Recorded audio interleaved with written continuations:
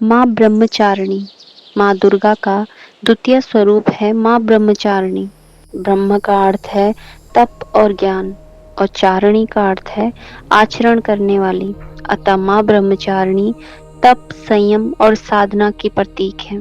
श्वेत वस्त्रों से सुसज्जित माँ ब्रह्मचारिणी एक हाथ में जप माला धारण करती है, जो ध्यान और साधना का प्रतीक है, और दूसरे हाथ में कमंडल, जो त्याग और संयम का प्रतीक है। मार्कंडेय पुराण में वर्णन मिलता है कि माँ सती की मृत्यु के बाद उनका पूर्व जन्म हिमालय राज के घर माँ पार्वती के रूप में हुआ। एक बार नारद मुनि उनसे मिलने आए और उन्होंने माँ पार्वती को स्मरण कराया कि पिछले जन्म में वे माँ सती थी और शिव जी की पत्नी थी। इस जन्म में यदि उन्हें शिव से पुनः विवाह करना है तो इसके लिए उन्हें कठोर तपस्या करनी होगी।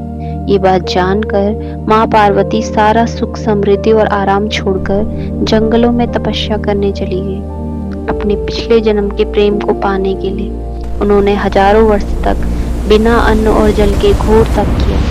उनकी तपस्या इतनी गहन और गंभीर थी कि त्रिदेव ब्रह्मा, विष्णु और महेश भी प्रभावित हो गए। इसी कठोर तपस्या के कारण उनका नाम पड़ा ब्रह्मचारिणी।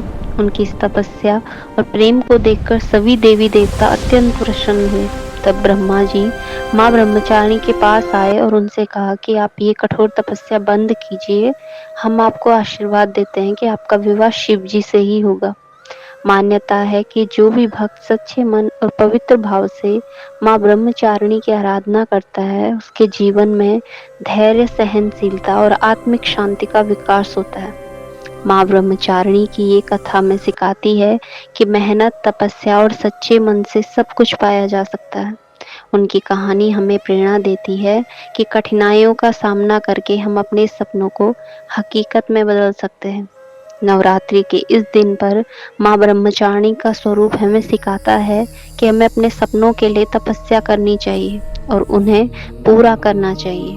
जय माँ ब्रह्मचारिणी।